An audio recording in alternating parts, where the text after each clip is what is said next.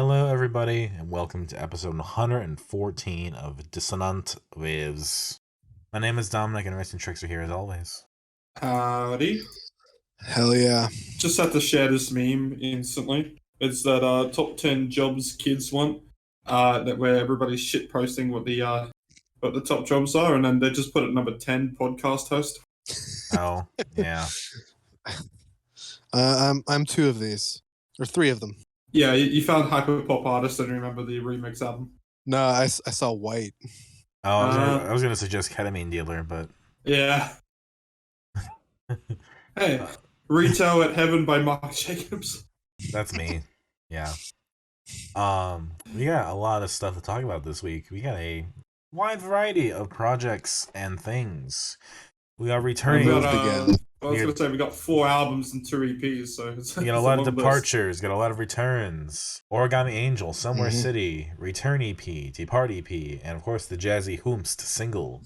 Mac DeMarco's 2, and of course the 2 demos. And of course Ritz picks, Ritz picks 2 different albums. Prince Daddy The Hyena self-titled, and Postcard Nowhere's Juvenilia. Alrighty. Where do we start? Do we want to start with, we want to talk about the least, the most? Ritz, what did you like the least? Let's start with that. You always ask us. Let's ask you. Alright, well, what did I like the least?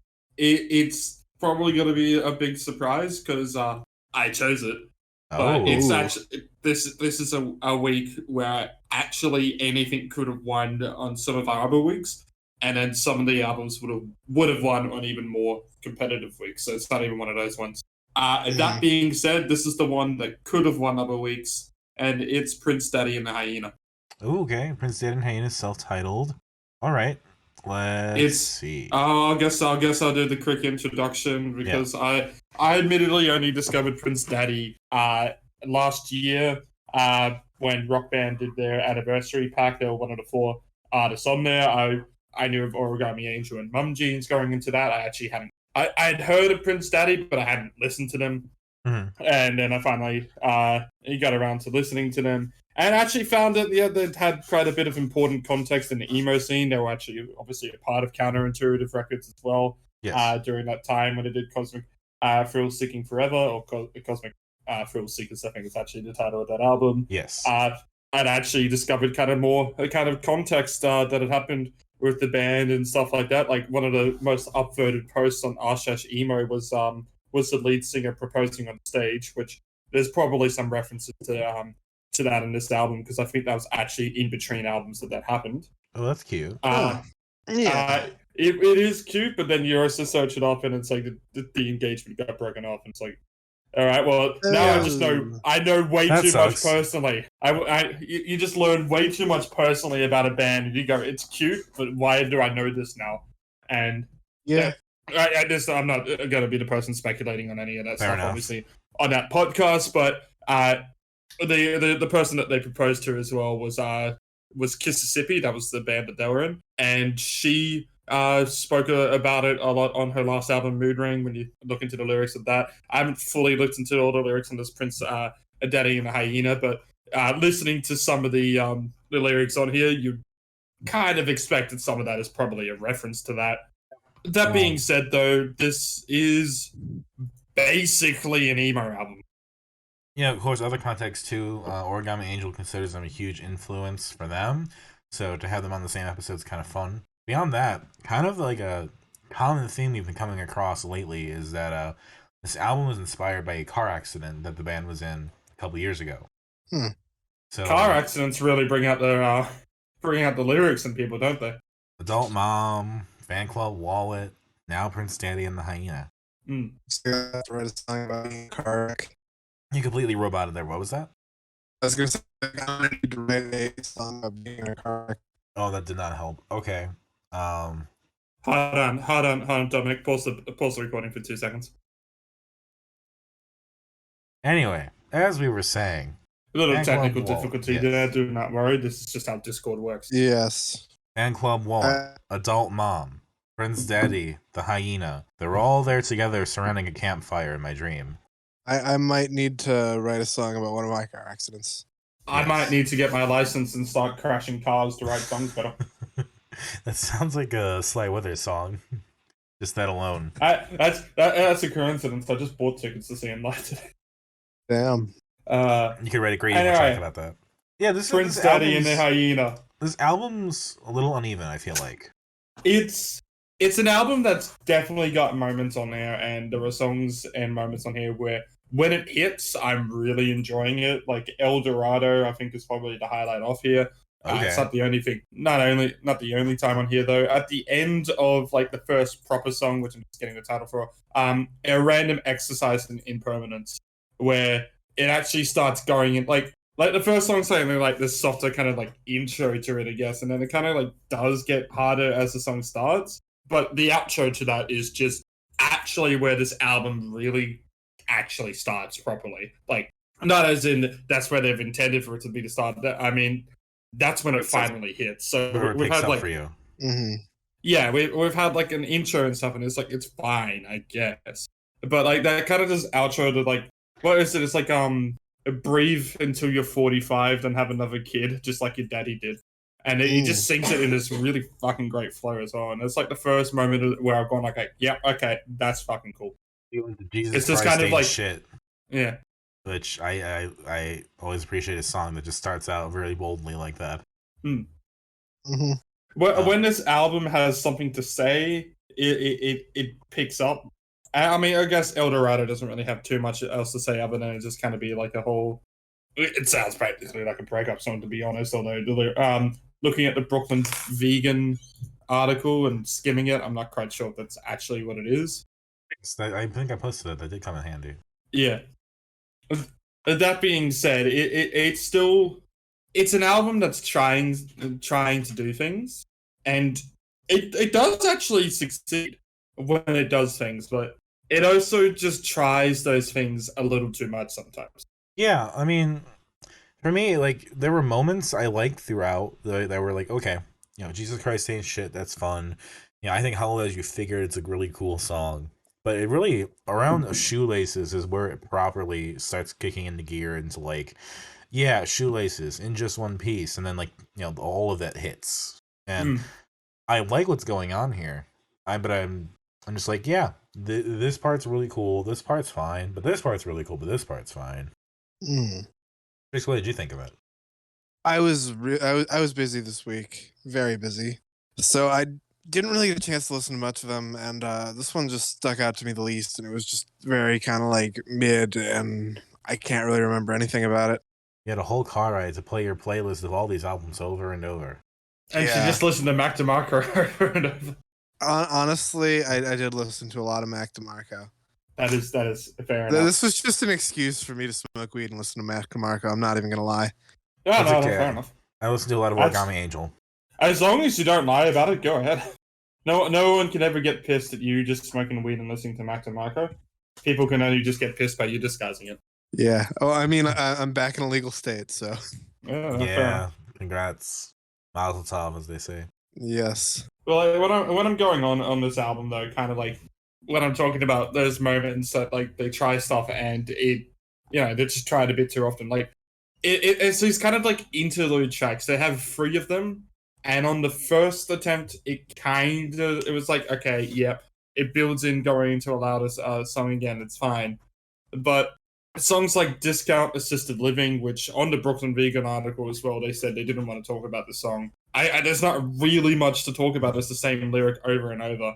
Yeah, and I feel like it would have hit around the same if it was just like an outro that was playing almost like, how sometimes when songs are over, there's kind of like these backing vocals that just continue on for a little bit to kind of like either flow or just kind of.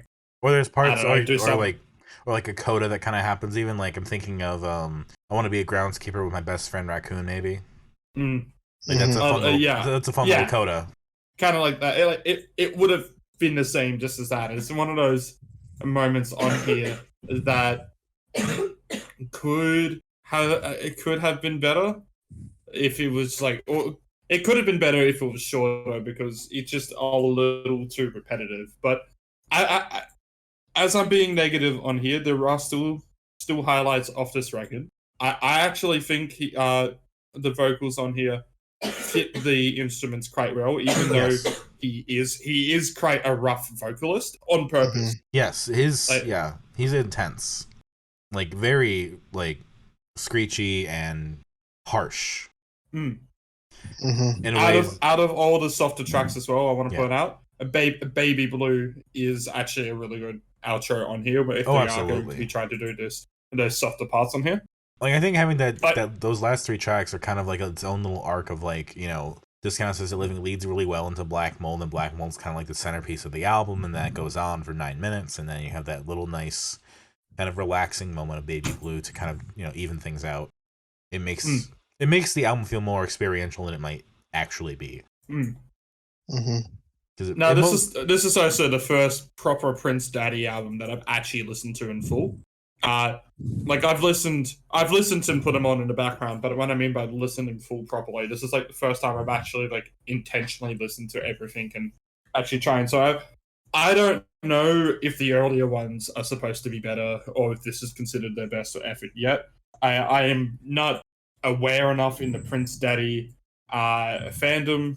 I actually have something else to say. I keep talking like I have more to say. I like it still. Like I think it's really solid. But like you were saying, you know, there's other things that are perhaps more interesting to talk about or stuck out more. Yeah, I think it is a fine album. I think even though Black Mold is like an outlier in its length here, I don't think it's a song that overstays its welcome. I think they do long songs actually pretty well in here. I've come out liking this album a lot more than I'm hating. Like this is one of those ones where if you wanted to know what the definition of a 7 would be, this would be what this album is. It's well above average, but it's not pushing into that great territory. Yeah. Like I'll probably have songs on this in my playlist continuing on. Like El Dorado will be there. A Random Exercise in Impermanence will probably be there. It's a great maybe album. even like in another week. Baby Blue.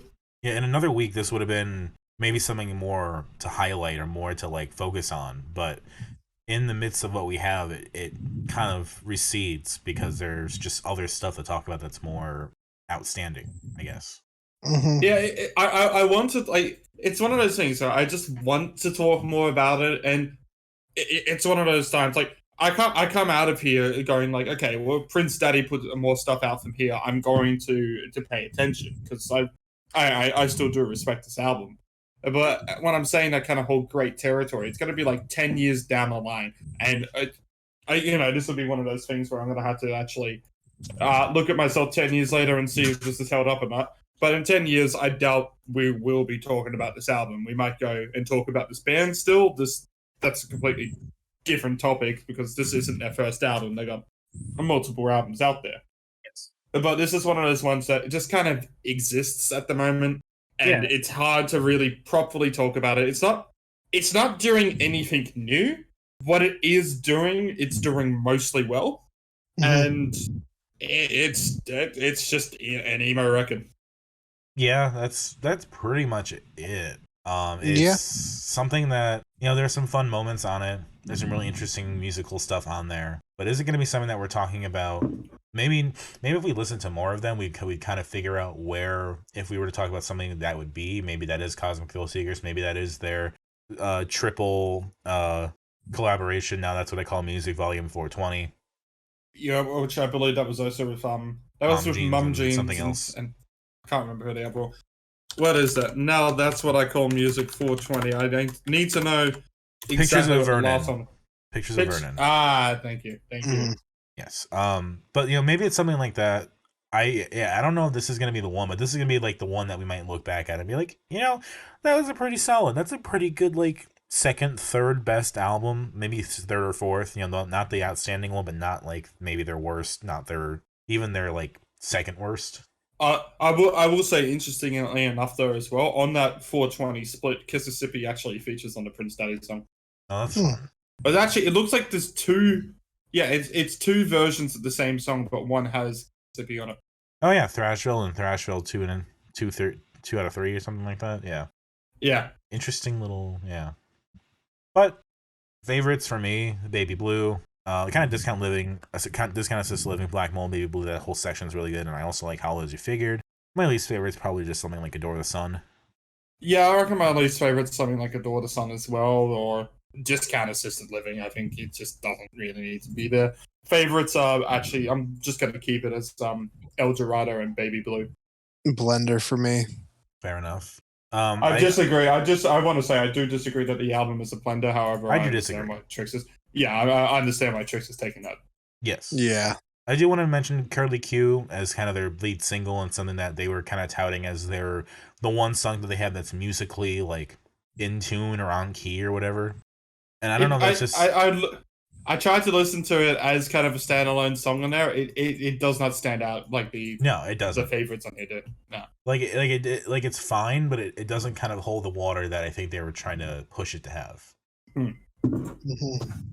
Well, since Trix, you didn't really have much to say about that, shall we talk about something you did have something to say about?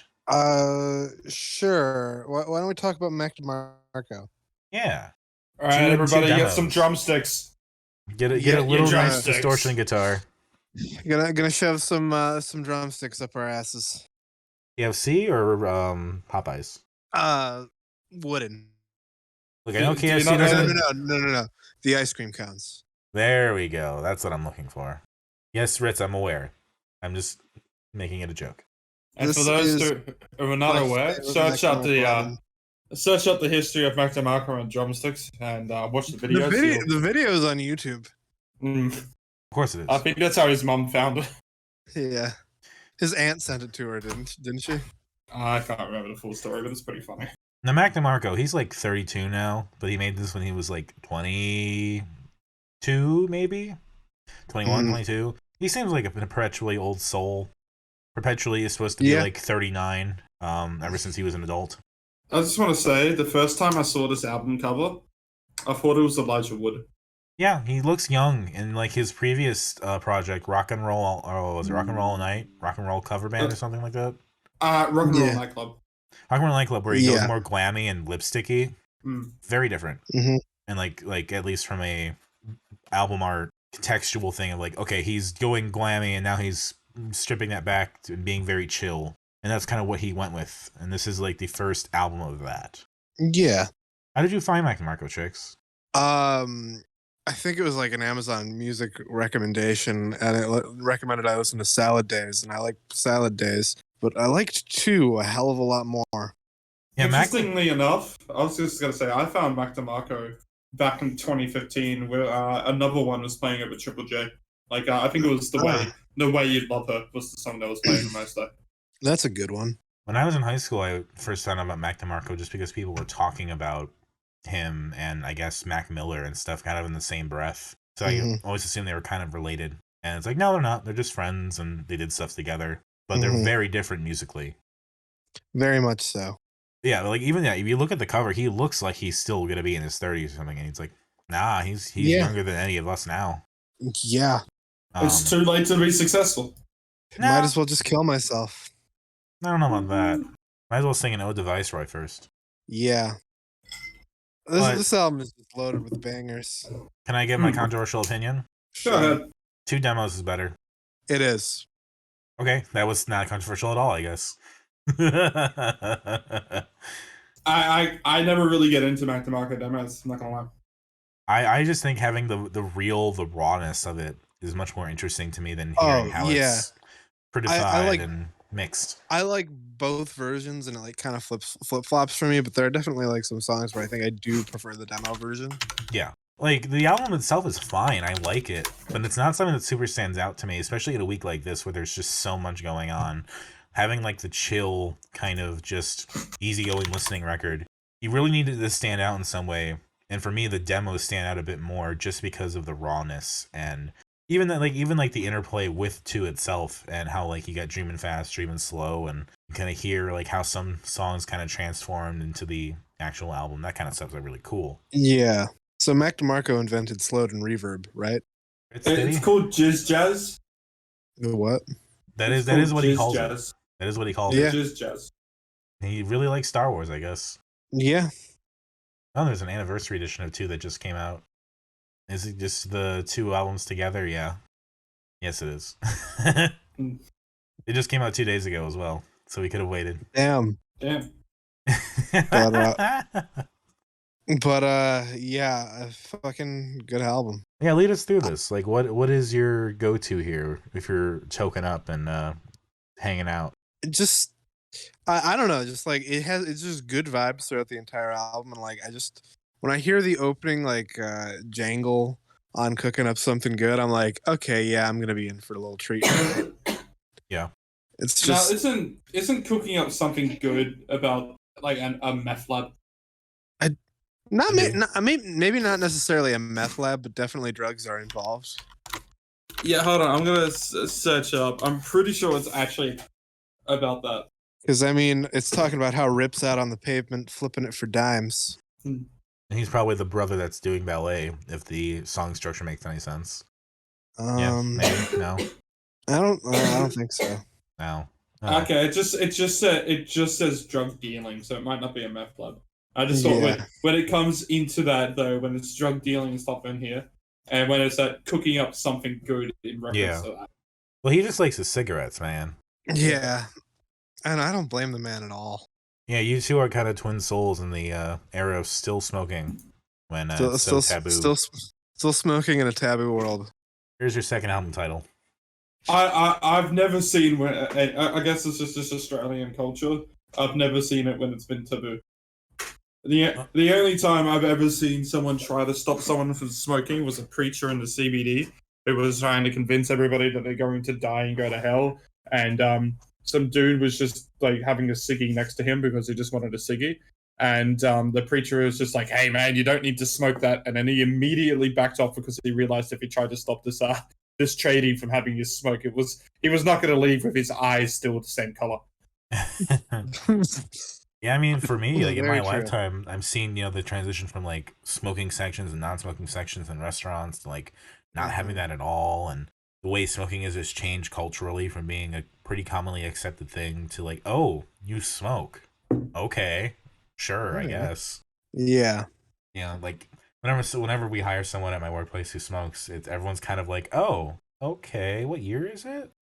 Mm-hmm. But it is what it is. Like, if that's what people want to do, that's what people want to do. Oh, can I also mention my other favorite hot take from this? Sure.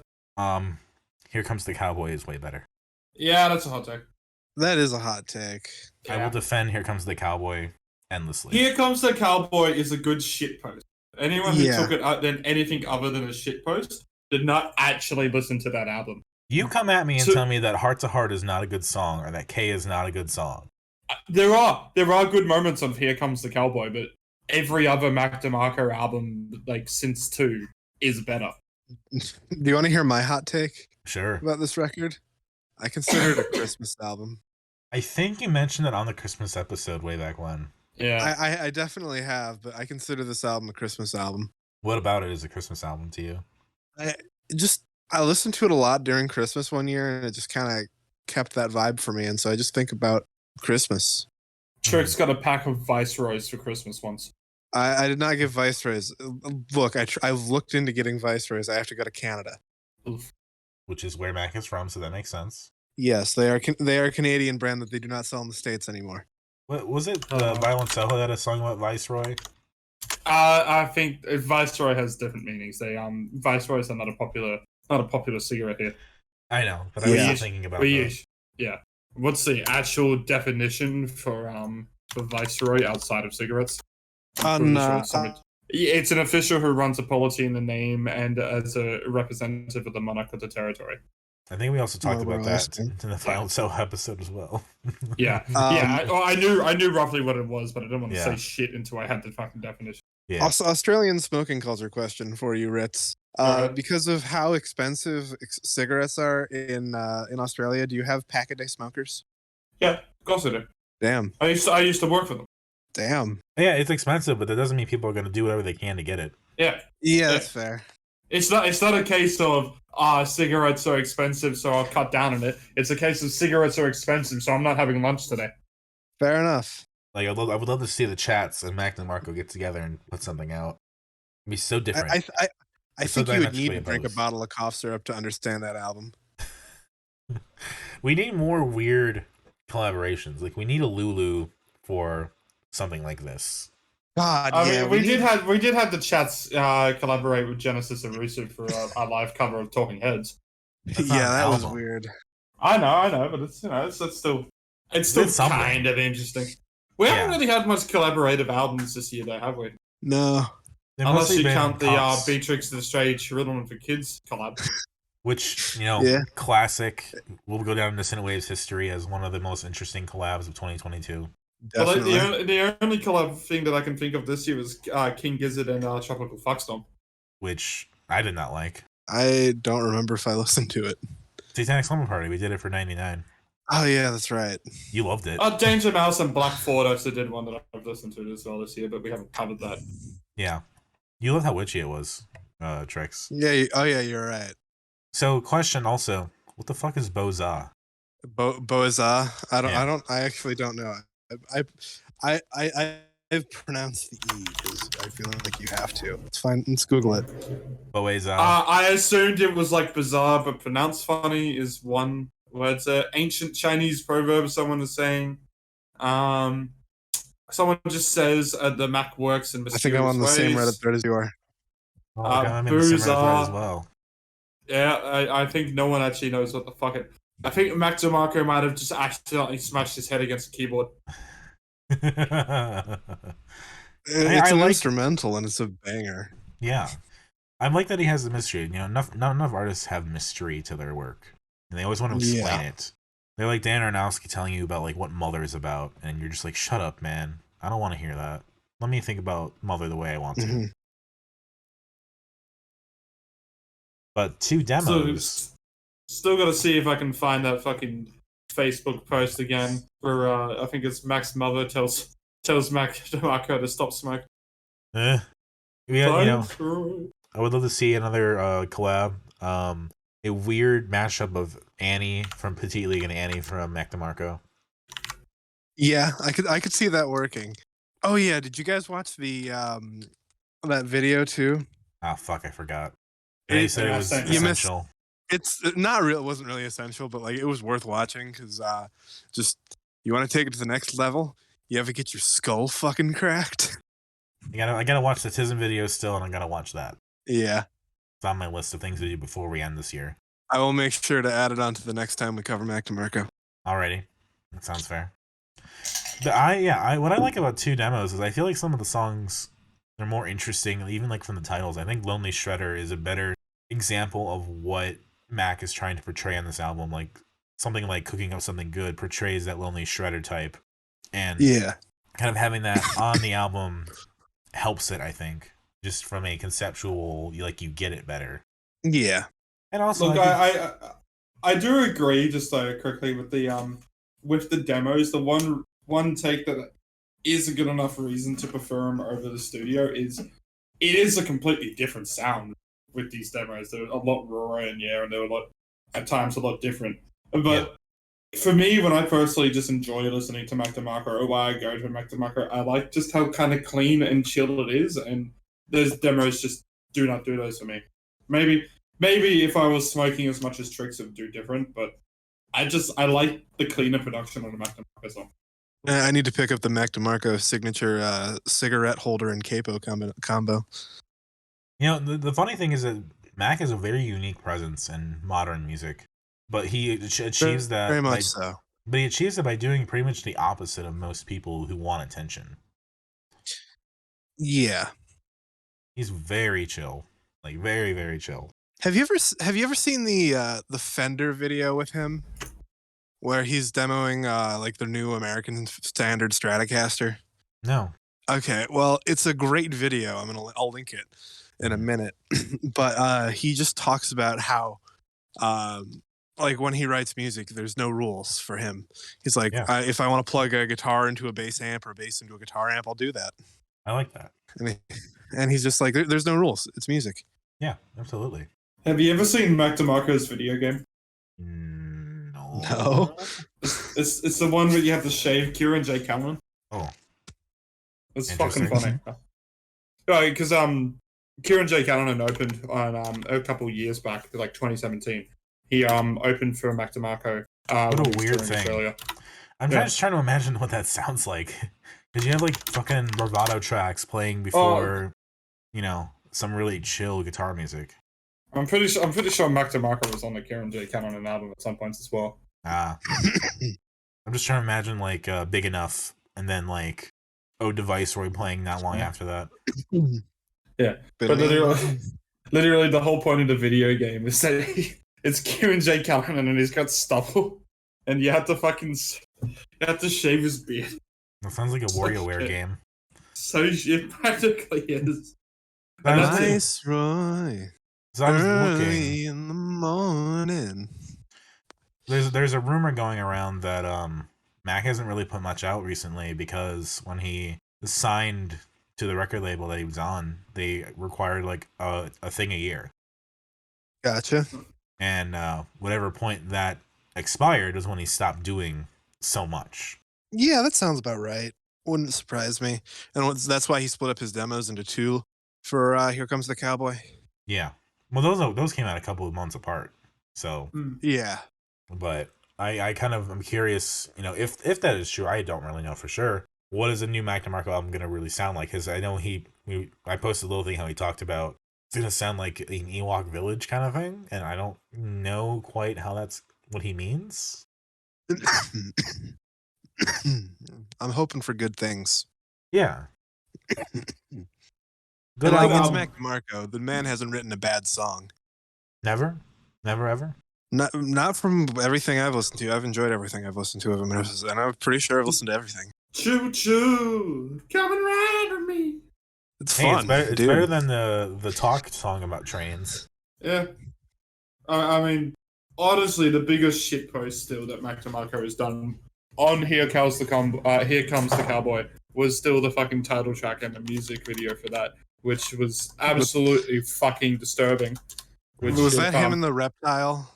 Nope, that was nobody. That one was fine. That one was just surreal. This one was actually fucking disturbing. I don't think I saw this one actually. The Here Comes the Cowboy. No, I have not. Holy fuck. Yeah, I'll watch this off air. Yeah, it's fucking it's just whack. Yeah, he didn't allow any comments on that one for some reason. Fair enough. I wonder why. I appreciate that. Whatever it is, I appreciate that he went for it. Yeah. Yeah, it's still a good album. I still prefer Here Comes the Cowboy, but this is fine, and the demos are better. Good, solid stuff. Hell yeah. I don't really super have any favorites or least favorites on 2 because it's all just kind of an experience. But if I had from 2 demos, I think my favorites are like Harrison Ford Escort, Lonely Shredder, My Kind of Woman instrumental. Yeah. Least favorite. Least favorite's Dreamin' Fast, only because I don't like how much it just cuts off. I'm actually going to completely agree with you on 2 demos. I'm not really going to have any take on 2 demos. That's fair. I think 2 is just an album that no matter where you listen to it or like what conditions you listen to it, you just get sent to a dimension of good times and everything just goes right with the universe for a second. I can't explain it. I still think his best album is This Old Dog. That's fair. Yeah, so we'll have to find out in the future. My favorites of 2 though, Freaking Out the Neighborhood. I just like that kind of like faster paced song where I think also the guitar riff on it is great and it just stands out a lot more. I do like Ode to Viceroy as well with the fucking shit ass outro with the dude just starting to smoke and then coughing. There's really nothing like it. Least favorite, probably something like Still Together or Robson Girl. Wow, that got muted so quickly by OBS or Discord or whatever. Yeah, Discord. It didn't come to me. Yeah. Okay, that's honestly a good thing. No, I kind of like that song. Like it's different because it's a makeout videotape re-recording, but I do enjoy that. Yeah, I was listening to that back like a year ago, over a year ago. I was listening to that with my father, and that song came on, and he's like, "What the fuck are you listening to? How is this listenable?" Oh wow! Wait, just he has to hear the shit that we play for ourselves. Yeah, he's like, why do you like that? I'm like, it's like I like that he's not hitting the notes. It's like he still put it out there, even though like he didn't do it, and like I can appreciate that. And it's like a good song still, even though he can't hit the notes. You know, your dad's a English professor, right? Yes. Would he enjoy the conceptualization of Everywhere at the End of Time? I think he might. That might be an experience I'd like to hear about. That might be something where I have to like set up a camera and just like have him listen to it in one sitting for 6 hours. Mm-hmm. I think that might need to happen. I know my mom would do it because she's huge into like big art projects like that. That's just like one of those videos you would just post online with no context. And it would somehow get like 3 billion views. Oh yeah, it'd be like if it hit the algorithm, and like it would just be one of those recommended ones you find after like watching a Bjork video or something. Yeah.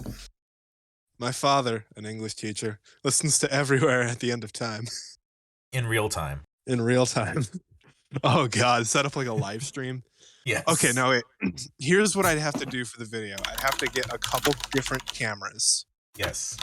That are like from like a new camera all the way to like an old VHS camera.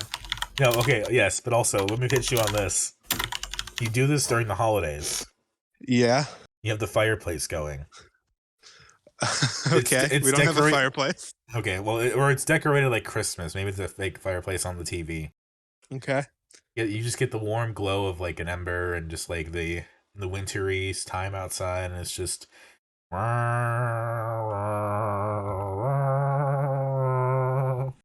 don't know if I could get him to commit to being filmed for 6 hours. Before this goes on a full tangent about Trix's father, should we move on to a different album? Can I just finish my thoughts on the different cameras idea? You can. I think if I did that, I would need to get a bunch of different cameras, like from modern to VHS, and just every movement switches so that the quality degrades. Yes, and the standout piece will be the 3DS camera. Yeah. Did you put it in 3D somehow? Hard. Yes. I have a hack 3DS. Hell yeah. Ritz, did you say your favorites and least favorites? Yeah, I did. That's what got us into the tangent. Alrighty. Fair enough. I think the logical place to go next is Juvenilia.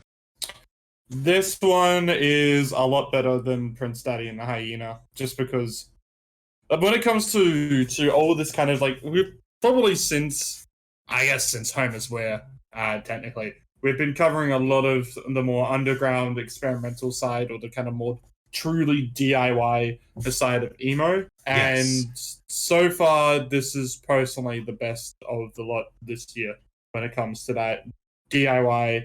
Yeah, kind of sound. I know Lobster Fight could probably also be considered them, and I probably enjoy that record more.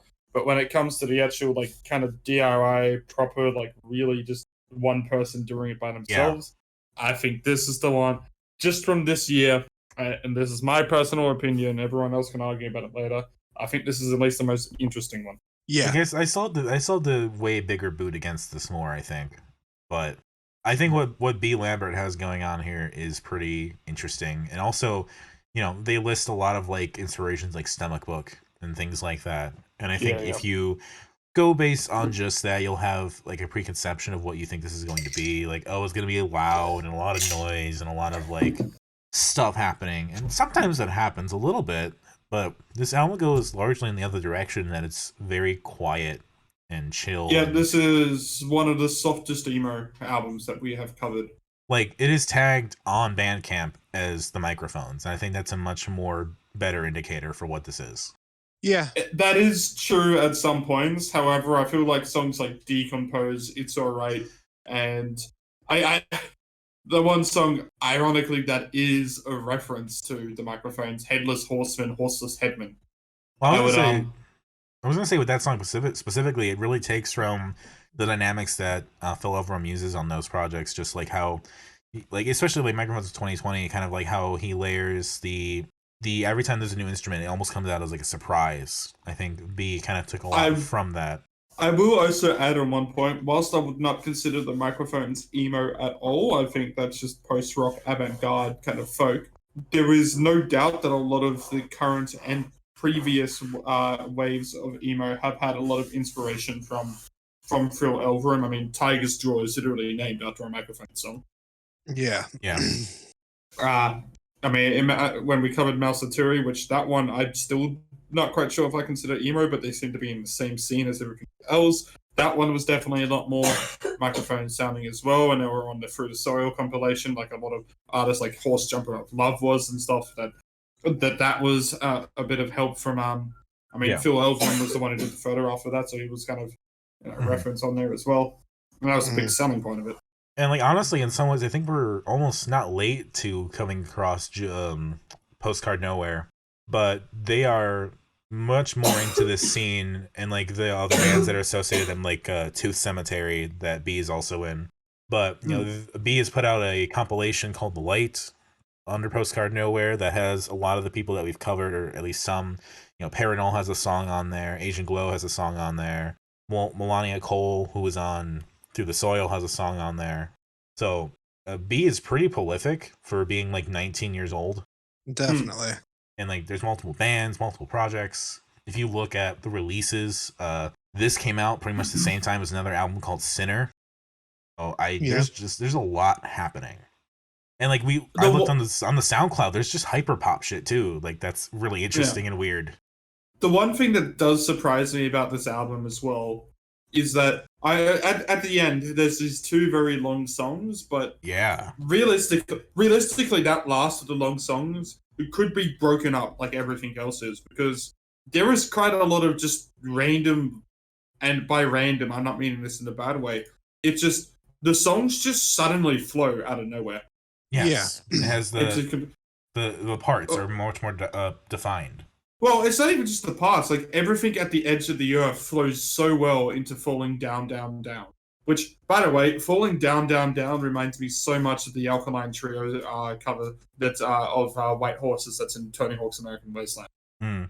I think it's just an Evangelion reference, as is the cover.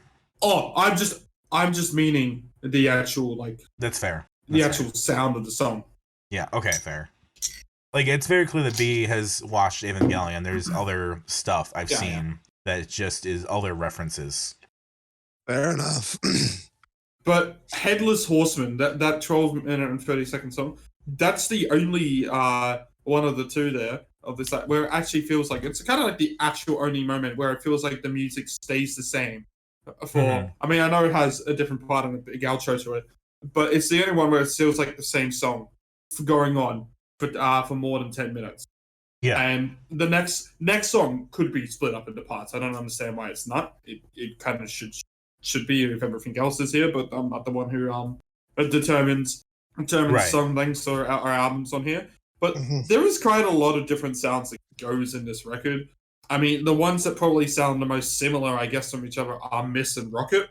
And even then, I think he's doing the kind of really softer acoustic songs quite well. I mean, Miss is kind of catchy, even if it is realistically just an intro song. There's even an intro to Miss if you get it off Bandcamp, which is just like an extra minute that's just added of kind of ambience. I don't really judge it with the album, to be honest. It's just kind of there. Yeah, it's not quite the Lobster Fight editions, but still fun to have. Yeah. On that note, I could not find much about the way of pronouns for this artist. I believe I thought I saw he, him, but if I am wrong, I it was like Rate Your Music or Discogs or something that, like, I was looking it up and the Google search result had they them, and then when I clicked into it, it said he him. So I don't quite know. If you are watching B and we have misgendered you, we absolutely apologize. That's really all I can say here. Right. Yeah. I just wanted to mention it because I could not conclusively find out. B at some point might end up watching it, knowing our luck. So yeah. But the point I wanted to make about Headless Horseman, Horseless Headman, is ironically, if you look on SoundCloud, that was a 2-song EP from last year. Wow, I did not know that. Yeah. Yes, weirdly enough. And I think Miss is also a song or a title that appears on other things under Postcard Nowhere. Yeah, I feel like I've seen the name Miss somewhere else before, but either way. Yeah, I mean, let's see if I can go search up. I also kind of I really like the song Around, and it almost just sounds like a slacker indie rock. Yeah, so many of the songs are simple, but they all are pretty unique or stand apart from each other. Yeah. Yeah. it's the thing. Like his kind of like really near emotionless vocals on Around actually really works a bit when it's sounding slacker. It's like it's just going full slacker into it, and it's a weird album because, and whilst I don't think everything kind of works in here, I think sometimes it's a bit like, yeah, all right, that's just all right, I guess. I'm not so big into it, but yeah, there's nothing that feels like an experiment on here that doesn't actually know what they're on about. Right. Everything works more or less in concert with each other. Like even when it goes in a little different direction, like When I Wake Up You'll Be Gone, and how that kind of goes more into like instrumental, like a really beautiful arrangement. And then the next song after that is Waking Up Next to Your anthem. Yeah. Like there are moments here that are really, really beautiful, stand out, and really kind of typify what makes this wave of emo, this whole art movement project really interesting, is that you can have these songs be next to each other and somehow works okay. Yeah. There was definitely an emphasis on getting this album to flow, which I always appreciate that because it's an album, not a collection of songs. This ain't a compilation. Right. The one thing that I was, like I was mentioning throughout the week in our private chats here was that I like that the instrumentation is allowed to just be minimalistic and just only really adds when it needs to at times. Like I really like Rocket because it's mostly just him and the acoustic guitar, but it has like this kind of like synths kind of go in there at points, kind of adding in a riff when it needs to be, and it's not overcrowding it. It's not trying to go on top of the lyrics or anything, especially when that's supposed to be quite a lyrically focused song. Yeah. And, you know, if you look at the Covers album that was also put out around the same time as this, you can kind of see where some of the other influences that B might have are kind of getting put in here and there. Like, there's Car Seat Headrest, the Teenagers Take Off Your Clothes is covered, I guess. Yep. And 800 dB Clouds covered from 100 Gex. You got another fucking Surf Curse cover of Freaks.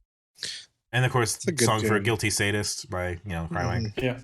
But like I think there's also two Dandelion Hands covers on there as well. Yes, there are. That being said, I think I got a lot of Car Seat Headrest from moments of this as well. Very Twin Fantasy, like the Twin Fantasy inspiration is now clicking for me now that I have the context of it. Although I also want to say one thing as well about these covers, Chooks. I'm assuming you haven't caught yourself up to speed with the Covers album. I have not. I'm going to be honest. It was not required or anything. I did not listen to it. I just looked at it. The very first cover on there is Alrighty Aphrodite. All right. It's a good tune. Yeah. So, and you can see with Around as well, that's kind of like closer to that Peach Pit, because Peach Pit at times is pretty slacker. Yeah. I think there's also, we can kind of put Horse Jumper of Love into this conversation a little bit as well. There's some darkness to this album. It kind of really gets that kind of nighttime vibe where you're out with your friends doing shit kind of thing. And I think it's not exactly like Horse Jumper. Horse Jumper is a bit more darker and more bleak than that. But yeah, but imagine at nighttime you see this fucking cover out. Holy shit! It's fucking it's creepy as shit, and I love it. Oh yeah. It's pretty good. I like it. I wonder if that's like I wonder how that's done. Is it just all paint or? I have listened to my microphone. I apologize. I have listened to some of the demos on here as well, but the demos kind of mostly sound the same at times. They're mostly just like done in a different key. Sure. So there's not too much differences between the originals and like what came to form in here. But yeah, I mean, this is. Currently, we've been doing our little rankings so far, especially when we're this late in the year. There's actually let's count here. We've got 15 more days in this month for me, and then we've got 45 days basically until the rankings really start to come to form. For us. I'd like to do about 6 or 7 more episodes. Yeah. So we're kind of reaching the end of the year. And currently, for both of us. This album is currently in our top 20. Oh yeah, and yours is spoiler alert. Yours is currently higher than I have it, but there is a good chance that it could just stay there. There are albums coming out though that I do expect will definitely affect our still to put up. Well, in the next 2 weeks, each week we get the new Petite League, and then we get the new Sly Withers. Yes. Yeah. Oh, and also all of the King Gizzard stuff. Yeah. Which I have purposely not listened to yet. I've only listened to the first one of those released. They're still made in Thailand and laminated denim, which I haven't heard. And then the Changes comes out. This album, when it comes to the end rankings and stuff like that, it's gonna be at risk personally for not making it, but it's also got a chance of staying there. I think this is one of my favorite albums that I've listened to this year. Yeah. Whether it ends up being the top albums that I've listened to this year, though, is still to kind of beg the question. To go into my process a little bit with this, the list that I have right now is based on the internal list I've been keeping of all the albums we've listened to and all the EPs we've listened to. My intention when we're done or close to done is to take all the 2022 specific stuff and redo the list, just focusing on those and seeing how things change. That's fair enough. So I imagine things will change pretty significantly because I want to give it that chance to speak for itself. Like, will I have Hot Flash Heatwave still on my top 20 at that point? Who knows? Yeah. I think the crazy part, actually, though, about our top fives at the moment, and I'm not going to fully spoil the albums that are in there, but we've actually got very similar top fives. Yes. It's actually only one album's difference that aren't in there. Like, your number 5, I don't have in mine at all, and then my number 3, you don't have in your top 5 at all, but they're still both in the top 20 for us. So they're in the top 10 for both of us. Yeah, we're actually starting to both get a bit more unanimous with what we believe are the best of the week and the best of the year.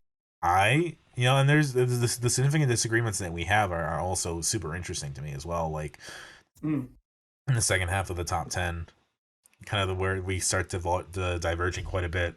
I think it's very interesting. Your number 9 is something I would never have anything close to my top 20. Whereas, I have stuff that is either in your honorable mentions or just not there at all.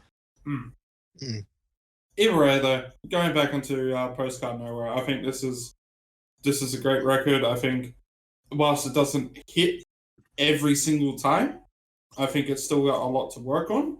I think it's also had a lot that it's, instead of it being an artist that has a lot of potential, it's one that's actually built up quite a bit.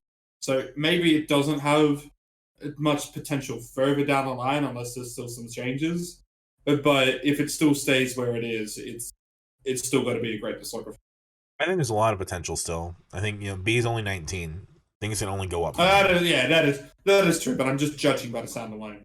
Fair. Yeah. And then on the Bandcamp, it literally says, "I'm sorry to those who know me for the old songs. These are new songs and a new style." Okay. Yeah. There's no guarantee even this is what B is going to stick with. Like, we could go in entirely different directions, and visiting all the other stuff that B has been involved with, we're already going to find other things to look at. Like, I go back to those hyperpop songs that are on that SoundCloud. Like, that's fucking wild. It's different shit. Yeah. Favorites on this record: Around, Rocket, Headless Horseman, Horseless Headman. Least favorites, probably Seeing You, Seeing Me, Part 1, and Pill. Favorites for me has to be Headless Horseman, Horseless Headman. And I really don't have a least favorite. I really enjoyed this album. Hell yeah. All right. Least favorites for me, probably Miss and Pill. Favorites for me, Horseless Headman, or Headless Horseman, Horseless Headman.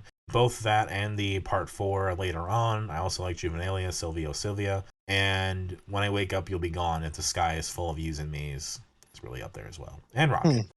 Gotcha. Yeah, Rocket's...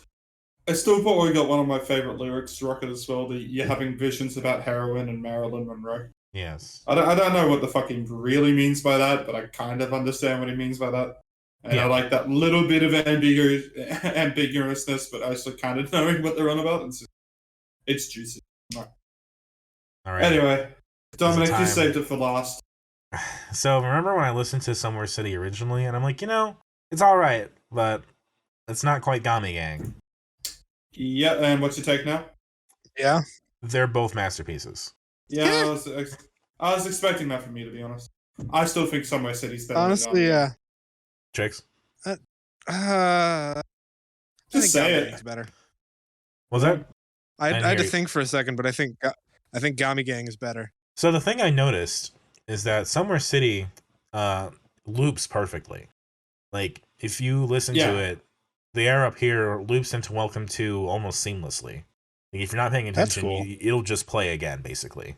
But Gotcha. Gami Gang, so Somewhere City loops at the ends. Gami Gang is sequentially looped basically throughout, and that all the songs pretty much flow into each other seamlessly. So Gami Gang's more internal, Somewhere City's more external.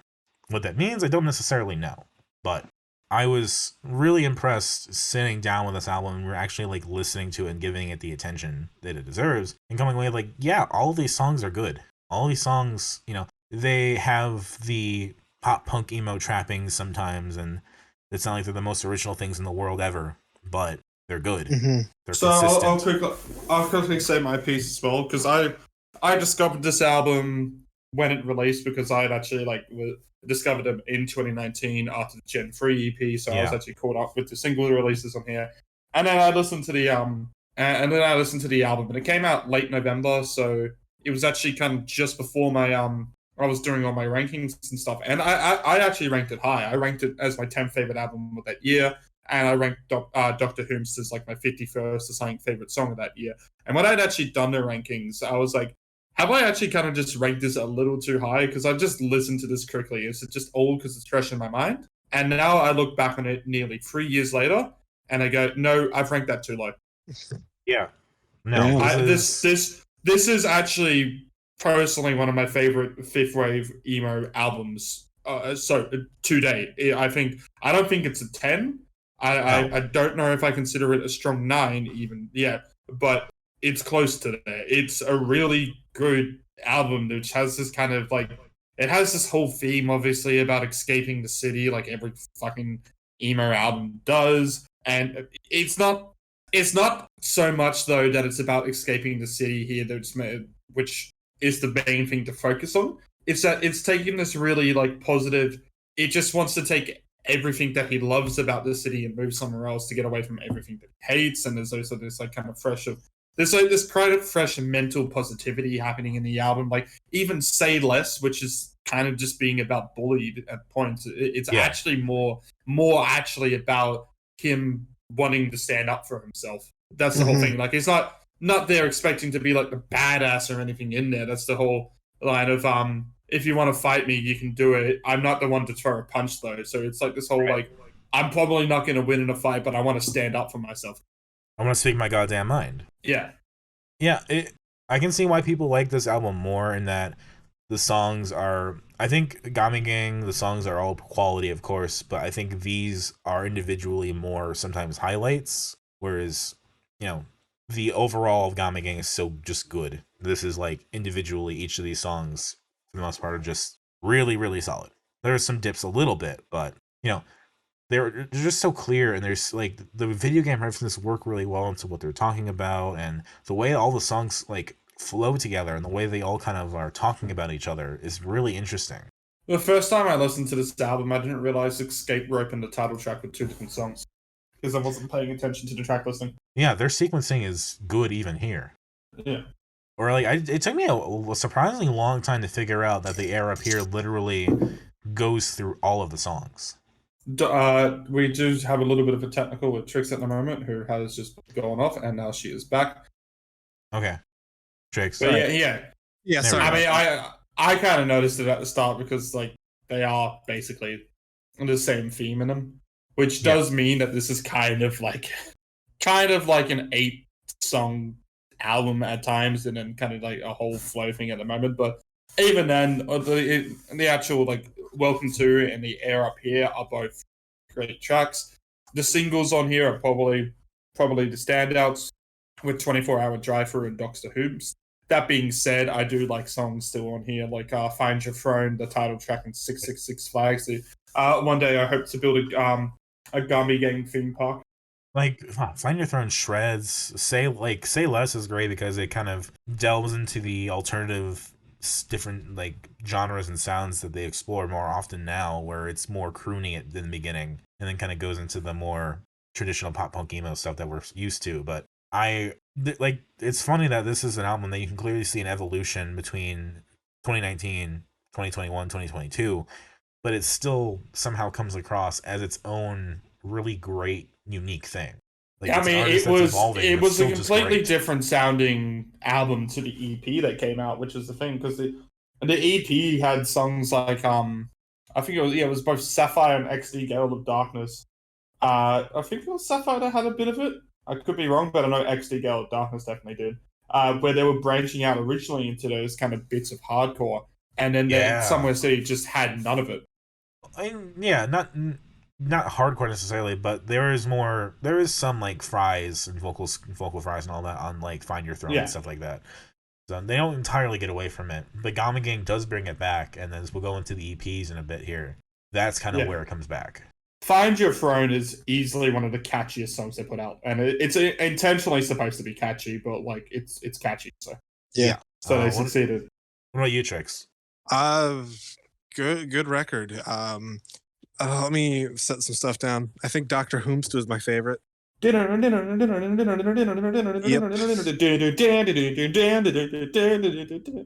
great riff. Good tune. And like some of the riffs do feel similar to stuff on Gami Gang. Like I can definitely hear some similarities, but it's more like them exploring the sound they want to have versus just copying themselves. Yeah, which is great. Like I'm not lying when I say that this has become like one of my favorite bands. Really, I couldn't tell. But like, I think Origami Gang was really cool and I liked it a lot and I was really liking what Origami Angel was doing. But at the time, I was not on this album. Origami Gang was the only thing I was into. But now that we're here, like this is in contention with Black Midi and Black Country New Road for me. God damn. It's some of like the best modern stuff we've been listening to for me. So that's like impressive. your favorite albums that you've listened to this year, not just from this year. Yeah, no, like, but literally, yes. But also just in terms of artists I've enjoyed throughout doing this podcast. Like, fair enough. Like, Somewhere City is my number 1 this week and is, like, on the overall rankings chart is number 3 for this year. Yeah. All right, well, here's the fun thing as well. If we take a look at the top 10 albums that's been covered that you put out last year on December 31st. Now, I assume you're 100% going to be updating that again in December, so you don't have to do a full kind of, I guess, analysis of it today. But your number 10 is Bell Witch Mirror Reaper. Your number 9 is the Jungle Giants Cry at Ferocity. Your number 8 was the Middle East, Recordings in the Middle East. Then above that was the Microphones Glow Part 2, then Sufjan Stevens, then Kendrick Lamar's and Pimp a Butterfly, then Microphones in 2020. Then I Want That You're Always Happy. Gami Gang was your number 2 out of just all the stuff that we've covered. And then In the Air, Plane Over the Sea, obviously being number 1. Now, I'm going to assume Gami Gang, in this case, will probably still stay in your top 10. But how does Somewhere City now fall for you, assuming as you've kind of now fallen? Is it going to be one of those? Is somehow out of all of this, Origami Angel going to be the next artist to have 2 in your top 10 out of all this? And seeming as the Microphones in the Middle East are the only ones in there, which... Yes, that's Bell Witch is great, but it's gone. I can just tell you right now, it's going to be gone. I'm curious if I will come across an album that'll replace Jungle Giants as well, because I do love that album, but I don't feel about Jungle Giants the way that I feel about the Middle East and the Microphones and Sufjan Stevens and Kendrick. It's actually crazy that you still had Jungle Giants up that high, since that was the 3rd album or something I chose. Yeah, it's a great album. I think it's the earliest record that I've shown that any of us have chosen that was on your top 10. Yeah. Yeah. Like, 2019 was such an aborted year for us in terms of rankings because we started so late in the year that we didn't really get a proper, or at least I didn't get a proper sense of what really had come out or what was good and what was worth listening to. And I would think now if I were to redo 2019, this would be the top album. Fair enough. It was one of those ones that I would have picked if I wasn't just doing Australian artists. Right, and that's like, I wanted to pick it because, like with Schlagenheim, I wanted to have that context. I wanted to have that part of the podcast kind of. It's like something we just should have done. Mm-hmm. Like it doesn't have to be then; it could be now. But just getting that out of the way, just to have it there, kind of like having Anamanaguchi done would end up being really nice as well because songs from there are fucking bangers. Yeah, but just having all that context and everything, I think it's important. And I'm glad to at least have done it now versus never. Yeah. The one thing I also find when I come back to this album as well is I just goes, because sometimes I take a break from this album and I goes like, yeah, it's got a couple good songs, and then it's like, oh yeah, but after a while, this album, I keep thinking it drops off, but it doesn't actually drop off. Like it's not perfect at times, obviously, but it hits back. I mean, I'd probably say my least favorite on here is probably Escape Rope. Ironically, that is the one song that I saw an AMA where Rylan was asked what he would cut if he had to, and it would be Escape Rope. Huh. And I don't even hate the song. I think it's fine. I just don't think it's overall as great as everything else on here. Yeah. I mean, sometimes this album also gets a little cheesy, yeah, with doing that whole kind of have to loop the album because it's an album and kind of thing. It's like, yeah, I get it. That's a cool little feature you've added on there, but it's not really needed. I mean, Gami Gang does it better and more complexly because pretty much all the songs loop into each other. Yeah. And, there's cheesiness in Gami Gang. There's cheesiness to their whole discography. My concern was always about Rylan's voice and how much it's improved in these last few years. Because, I think there are some songs in here I dislike more, like 24-Hour Drive-Thru I'm not as much of a fan of just because I don't think Rylan quite hits it at that point.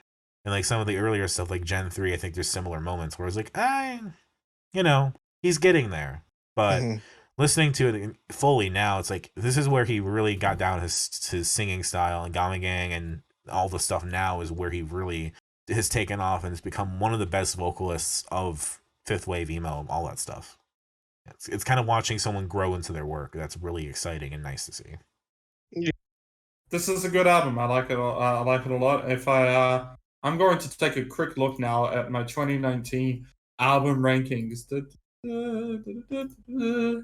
and see exactly where I'd put it. Let's see. Well, my number 20 was Tycho's Weather, but we can move up on there because it would definitely still be above a lot of these. And I'm just going to put it on as the ones that I've ranked here.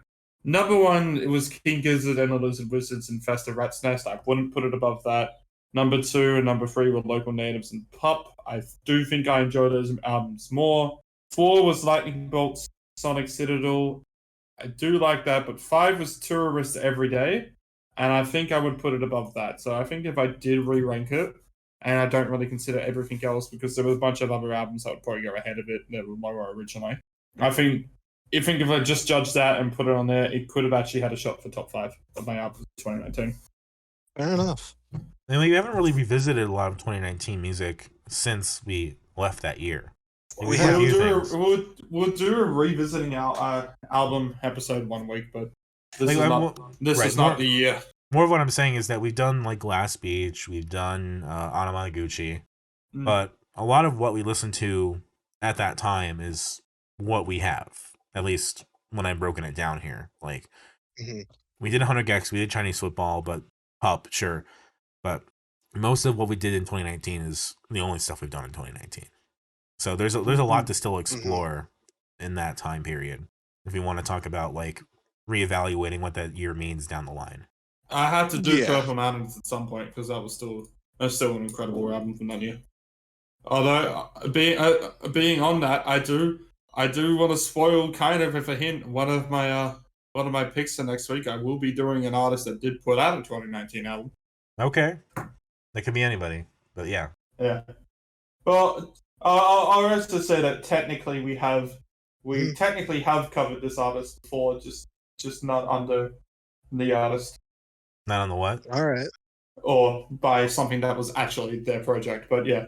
Oh, okay. Gotcha. Interesting. Do you want to do favorites and least favorites here, or just to go right into the EPs?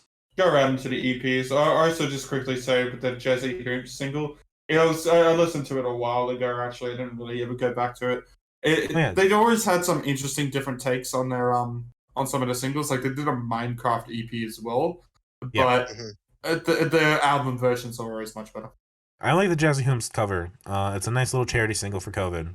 It's just a nice guitar version of Dr. Whomst. I like it. It's not my favorite thing in the world, but it's cool. Yeah. All right. You like it, Trix? It's a good album. But did you like to listen to the cover, to the Jazzy Whomst version? Yeah. I didn't listen to it much. I listened to it at the beginning, and I thought it was fun. Okay. But now I think this is where we have the disagreements, Dominic. Yes. So which one's the better one? As I was preparing to do Somewhere City on the show, Origami Angel released 2 surprise EPs, Return and Depart. 2 3-song EPs. One's very light and acoustic and more familiar with some of the aspects we've seen before.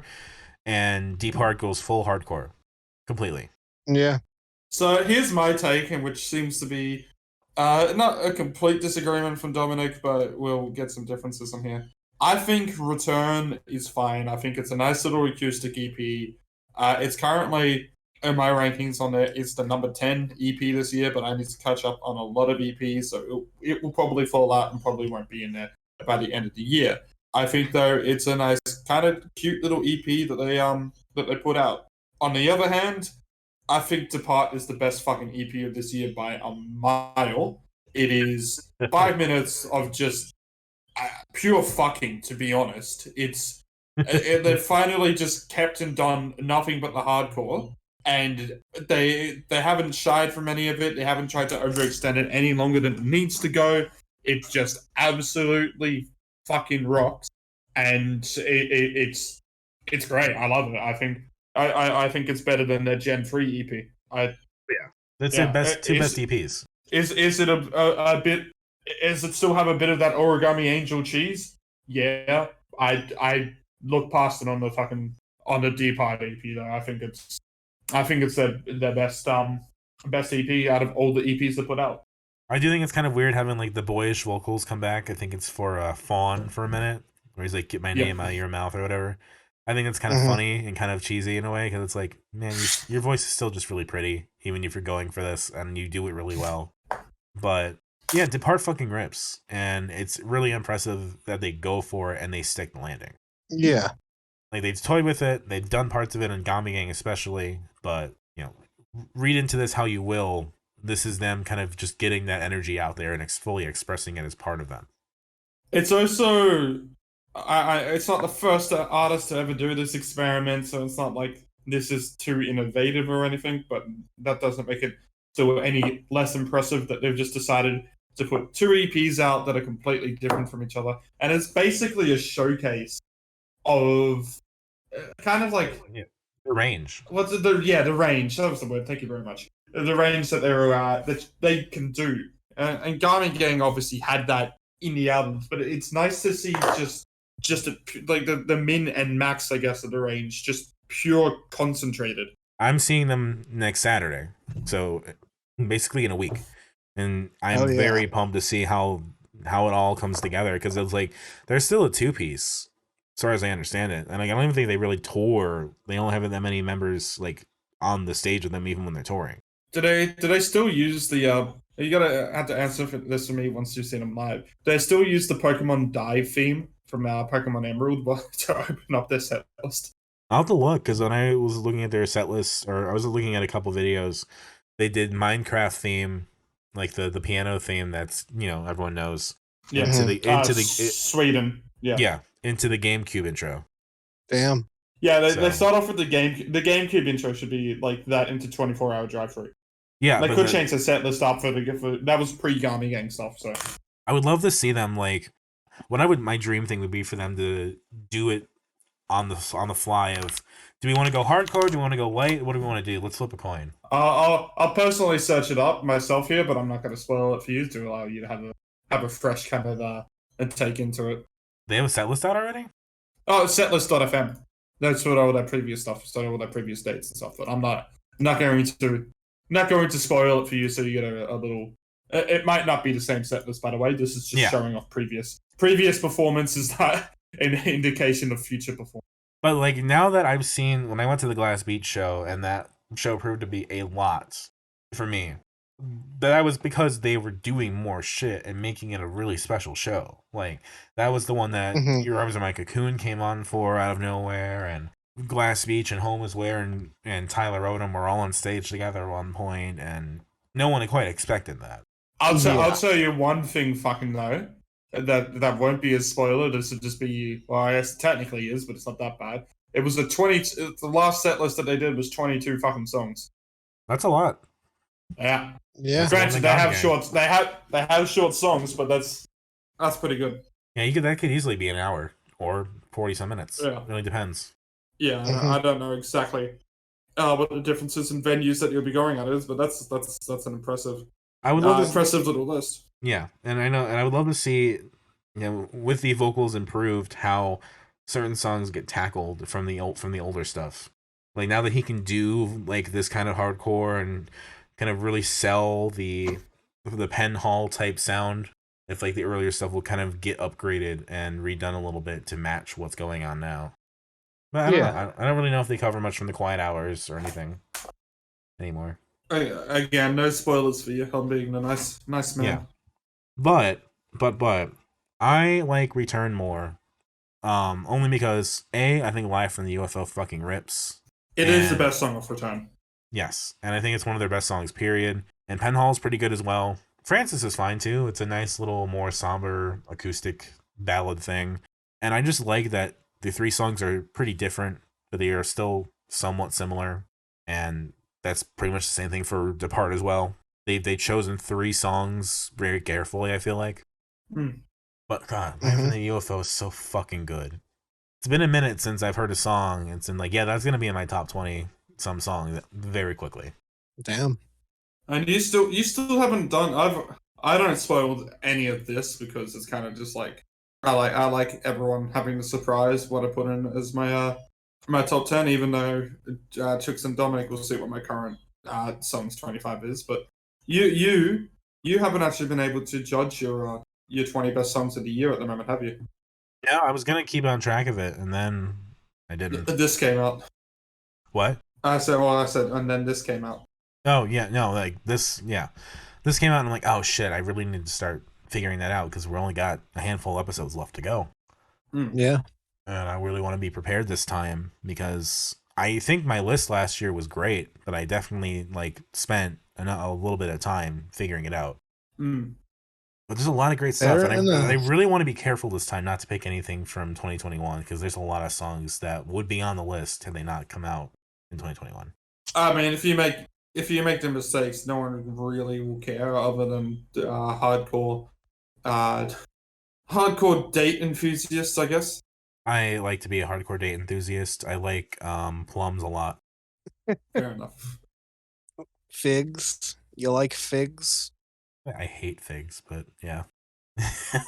aren't dates just like dried figs? I thought they were dried plums. No, I'm pretty sure they're figs. I could. Let's look it up. What is a date? Date is a palm. Whilst you look at dates, I'm just gonna say that these are two fun EPs. It literally is the definition of contrast. If you look at literally everything that they put out, regarding first off, the album arts, and then the titles, and then actually all the specifics of all that, and then just the sound. It's just really fun. I love that shit. I'm a sucker for contrast. It doesn't have some of Origami Angel's best tracks. That is up to opinion. I think I still rate some a lot more Origami Angel songs individually over these. That being said, I do think these still have a really welcome place in their discography. Even if Return is, I don't think the first two songs of Return really stand out as much as Live from the UFO. I still think they're fine. Yeah, I personally wouldn't put them too high, but I don't think they're probably the worst ones of Origami Angel's discography. I think the whole of Depart is just fantastic. Good little EP. it's also kind of like, do you have to rank this as one EP since they are technically related, but it's also, do you rank them as two because they're intentionally supposed to be as different as they can be? I'm personally ranking them as two. Two, because I think because they released both of them as a surprise. Like I was listening to the Return on its own entirely for several times, and then Depart came out, and it's like, oh shit, because they came out like 3 or 4 days apart. Yeah, it was very close, and we thought it was just going to be Return, and then I think it was the Depart EP that probably locked it in. That you went, all right, I had to do it. Yeah, I had to do both of them. Yeah. Mm-hmm. But yeah, really cool stuff. I really like the surprise of it. I really like having something new to chew on when I go see them this weekend. Yeah. I mean, favorites, Live from the UFO, obviously. I mean, if I'm just going to rank them, like Live from the UFO, Penhall, and Francis, and Depart, I can't rank them. They're all good. Favorites, I mean, Depart, I'd have to say, is Judge and Fawn are probably the best songs out there, and then Foe isn't as good as the other two, but I still like it. Do I like Foe more than Live from the UFO? It's debatable. I think Live from the UFO is a standout on Return, but least favorite's probably Francis out of all these three on there. So out of all these six, I'd say Francis is the least favorite. Fair enough. Tricks? I prefer Depart to Return, if I'm going to be honest. I expected that because it's hardcore. Yeah, I couldn't really give you favorites or least favorites on those. That's fair. That is fair enough. I did enjoy Summer City. Dr. Whomst is probably my favorite. Although I really liked the meta of like the title track being called the title track. Yes. On Summer City. Go ahead.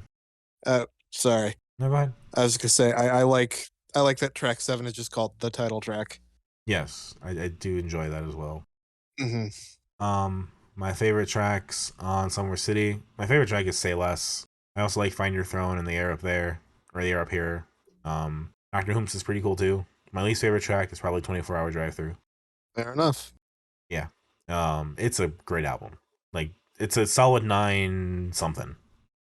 And now let's do the final rankings of this week. And did you say your piece on Summer City tracks, Ritz?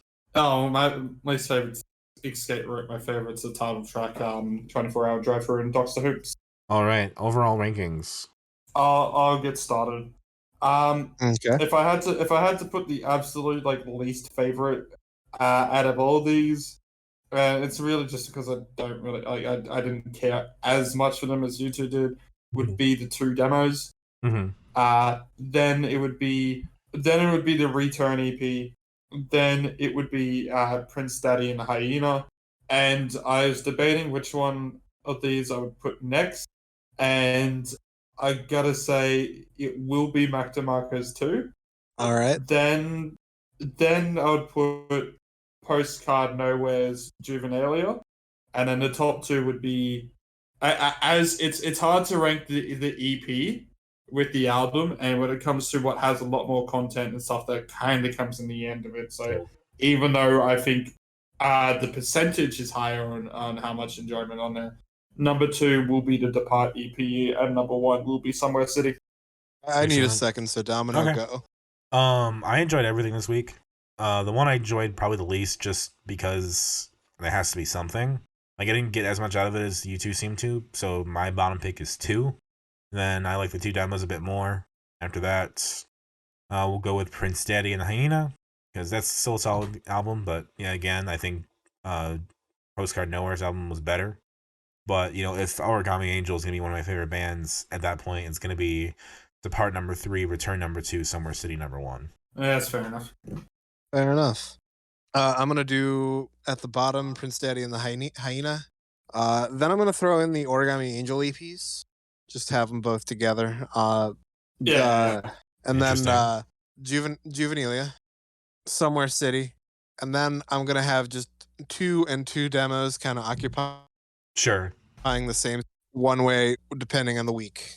Well, fair enough. Dominic, how does it feel to know that you're robbed of a unanimous number 1 because Trix's cigarette addiction has taken over her life?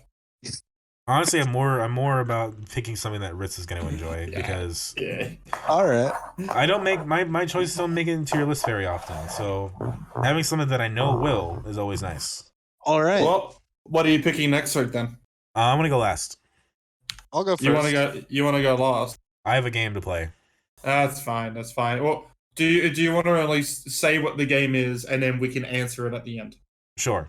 We're gonna do 2 rounds. I have 5 albums to pick from, and you're each gonna say a number between 1, 2, 3, 4, or 5. Okay. Cool. Chicks, you go first. Yeah, I am going to talk about an artist that I've wanted to talk about for a while. Stevie Dinner. Yes, we are doing Stevie Dinner.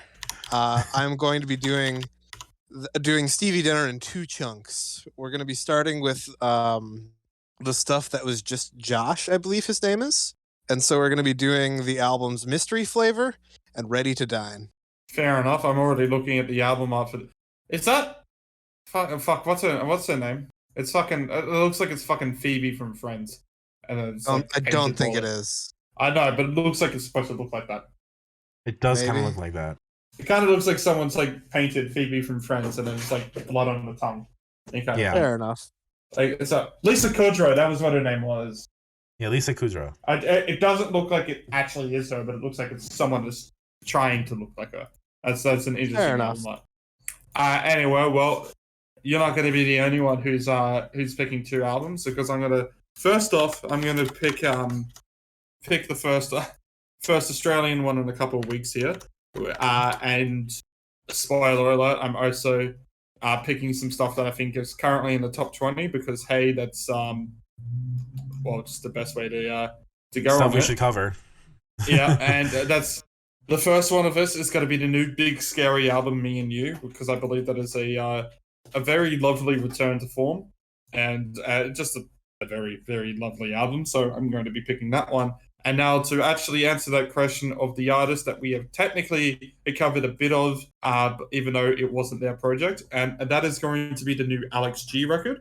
We actually technically covered some Alex G because Alex G did some of the instruments for songs on Frank Ocean's Blonde. Oh, right. So Runner.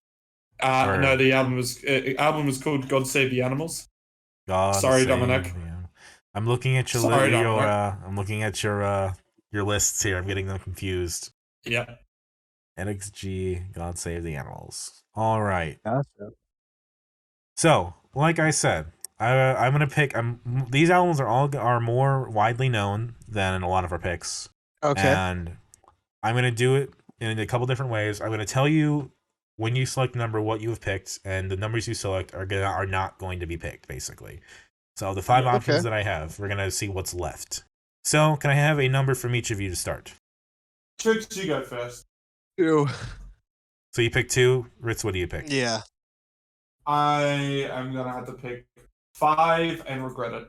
Okay. Trix, the album you've eliminated from this is the Mars Volta's Amputecture. And Ritz, the album you've eliminated is Postal Service's Give Up. Fuck! I knew I was gonna regret it.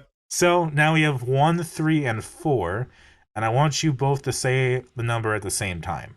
I'm gonna give you a countdown. Okay? Okay. But what happens if we say the same number? Does that mean we do 2 albums? I was just Correct. about to say that. Okay. Yeah, that is either we do 2 albums or I pick. I think 2 albums would be more funny, but we'll see. Okay. So I'm gonna give you a countdown here, and you're gonna say a number: 1, 3, or 4. Okay. Okay. Yeah. Gotcha. 3, 2, 1. 1. All right. You've eliminated Saint Anger. Yeah! Thank God. Would you like give me a hug, Trix. Yeah. We did it. We did it. All right. Would you like to know what you have left? So we're gonna do. We'll do both. Let's have fun and do both. Okay. We're gonna make this another big week. I would like to cut down on some of the length of these listenings at some point, but this is fine. Okay. We'll make it a quick week next week. All right. Yeah. So the one album we've picked is King Crimson's and the Chords of the Crimson King. Okay. An Observation by King Crimson. And the other album we picked is Post by Björk. Ooh. Okay. Oh. Okay. I'm so glad we chose one. Yeah. that could have gone worse. It could have gone much worse. It could have gone so much worse. Yeah, no, I like the ramblings of Bjork. This looks like a CT. This looks like a little CT. So you all have saved yourselves because I said these are well-known albums. I didn't say they were all good. Yeah, that's good. I'm so glad we missed Saint Ager. Yeah, that was like the only one that was like bad in there. I forgot what number 2 was already. Oh, that was Mars Volta. Yeah. So I mean, it's not Mars Volta's best. I'll tell you. To recap, then. We have from Trix, Stevie Dinner's Mystery Flavor and Ready to Dine albums. From Ritz, we have Big Scary's Me and You and Alex G's God Save the Animals. And from me, we have collectively picked Bjork's Post and King Crimson's and the Court of the Crimson King and Observation by King Crimson. All right. That's going to do it for us now at Dissonant Waves this time. My name is Dominic. Yes, Ritz? You do your plug first. Alrighty. You can catch me online at DACICHOCKI on Twitter. I also have a YouTube channel, Dominic Chakotay. That's my full name, except my middle name. But we don't have to share that this time. It's probably somewhere else on this godforsaken show. But probably. Yes, you can find me there if you wish. I've been Riddle, you can catch me on my YouTube channel, even though I don't upload anything. And that's also a, what is it, Riddle for Kids at GitHub.io. That's actually in the description below. I've been Trix. Catch me on Twitter at Procrastinaut. That's like procrastinating astronaut, then underscore at the end of it. I have some various projects that'll be linked in the description. Check out our website, DissonantWaves.space, our YouTube channel, and buy our merch off of Redbubble. That will do us. Yes. Have a great time, everybody. Enjoy the listenings. Bye, all.